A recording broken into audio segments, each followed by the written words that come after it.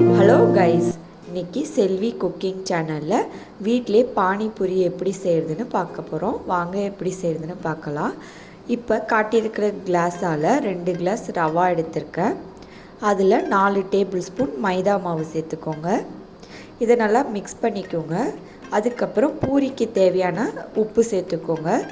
சட்னியில் அப்புறம் கிழங்குலலாம் உப்பு சேர்த்துருப்போம், அதனால் அதிகமாக சேர்த்துறாதீங்க. மாவுக்கு தேவையான உப்பு மட்டும் சேர்த்துக்கோங்க. உப்பு சேர்த்துக்கிட்டு அதில் வார்ம் வாட்டர் ஊற்றி பிசைஞ்சிக்கோங்க. தண்ணி வெது வெதுன்னு இருந்தால் போதும், லைட்டாக சூடு இருந்தால் போதும். அதை ஊற்றி நல்லா பிசைஞ்சிக்கோங்க. பிசைஞ்சிட்டு ஈர துணியை போட்டு மூடி அரை மணி நேரம் வச்சுருங்க. அரை மணி நேரத்துக்கு அப்புறம் நல்லா மாவை பிசையணும். அப்போ தான் பூரி நல்லா உப்பிக்கிட்டு வரும். இப்போ அரை மணி நேரத்துக்கு அப்புறம் துணியை எடுத்துட்டு மாவை 2ஆக பிரிச்சுக்கலாம். இதை நல்லா சப்பாத்தி கல்லில் போட்டு நல்லா பரோட்டா மாவு பிசைகிற மாதிரி பிசைஞ்சிக்கோங்க.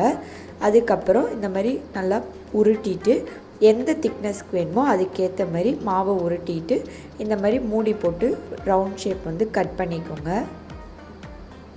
இப்போ இதை எண்ணெயில் போட்டு பொரிச்சிக்கலாம். எண்ணெய் நல்லா சூடாக இருக்கணும், அதுக்கப்புறம் தான் பூரி போடணும். எண்ணெய் சூடாகாமலே பூரி போட்டிங்கன்னா உப்பிட்டு வராது. இப்போ பாருங்கள் எப்படி பூரி உப்பிட்டு வருதுன்னு.